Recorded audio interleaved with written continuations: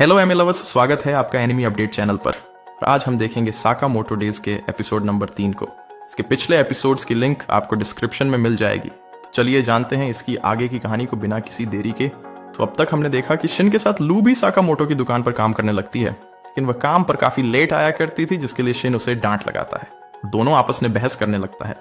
Sakamoto दोनों को शांत करते हुए कहता है, शिन तुम्हें लू से इस तरह बात नहीं करनी चाहिए, और लू अगर तुम काम पर लेट आओ तो तुम्हें माफी मांगनी चाहिए। अब ये सुन दोनों हैरान हो जाते हैं, क्योंकि साकामोटो कभी इतना ज्यादा नहीं बोलता। बोलना तो छोड़ो, वो कभी इतना सोचता भी नहीं है। शिन को शक होने लगता है, क्योंकि साकामोटो आज कुछ अलग ही लग रहा था।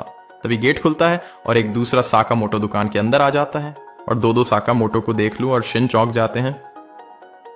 ये दूसरा साकामोटो चुपचाप जाकर अपनी कुर्सी पर बैठ जाता है और अखबार पढ़ने लगता है, यानी कि यही असली साकामोटो है।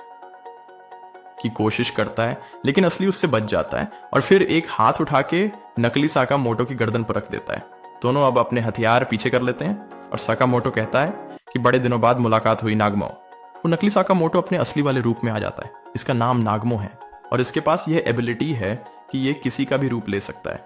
और तो और शिन इसका माइंड भी रीड नहीं कर पा रहा था। साकामोटो बताता है ये पुराने दोस्त हैं। नागुमो इन्हें बताता है कि साकामोटो के ऊपर $1 बिलियन का इनाम है, जिससे उसकी जान को खतरा है। नागमो का हिस्सा है, जिसमें ये लोग दूसरे का काम करते हैं, और साकामोटो भी इसका हिस्सा रह चुका है। तभी दूसरी तरफ कुछ लोगों को दिखाते हैं जो साकामोटो के बारे में बात कर रहे थे, और उनमें से एक बोल रहा था कि साकामोटो को रिटायर हुए 5 साल हो गए हैं, तो उसे मारना इतना मुश्किल नहीं होगा। अब शाम को शिन और साकामोटो बात करते हैं कि कुछ दिन उन्हें छुप कर रहना चाहिए, पर तभी साकामोटो की वाइफ और बेटी यहाँ आ जाते हैं, और वो कल के लिए बहुत एक्साइटेड थी।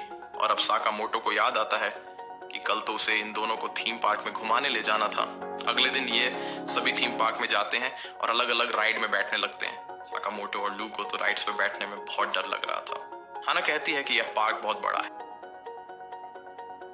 और इसमें शुगर बनी नाम का एक मैस्कॉट है जो कि उसे बहुत पसंद है, और आज ये लोग बहुत मजे करेंगे। वहीं साकामोटो को चिंता हो रही थी कि यहाँ कोई और उस पर अटैक ना कर दे। सिन और लू मिलकर साकामोटो और उसकी फैमिली को प्रोटेक्ट करते हैं। तभी सिन को पता चलता है कि उनकी तरफ एक दुश्मन आ रहा है। वो माइक के जरिए साकामोटो को बता देता है। हिटमैन का नाम कुरी है, जो कि सफाई वाला बन के आया था, लेकिन साकामोटो उसी की पेन निकालकर उस पर हमला कर देता है, वो भी बिना देखे। लू और शिन तुरंत उसको हटाने लगाते हैं। अब एक दूसरा हिटमैन तासु दूर से ये सब देख रहा था। वो सोचता है कि साकामोटो के पास जाने से पहले इस शिन का कुछ करना पड़ेगा। फिर उसे एक आइडिया आता है कि वो कुछ सोचेगा ही नहीं, तो शिन उसका माइंड भी रीड नहीं कर पाएगा।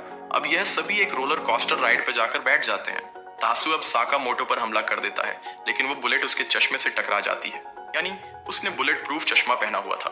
अब शिन छलांग करके तासु के पास जाता है और उसे लेकर रोलर कोस्टर से कूद जाता है। सिन और तासु के बीच लड़ाई होती है, जिसमें सिम को जहर की वहां से कुछ दिखाई नहीं देता, और फिर साकामोटो उसे अपने माइंड में स्टेप बताता है, जिससे सिन तासु की बंद बजा देता है, और यह एपिसोड यहीं पर खत्म हो जाता है।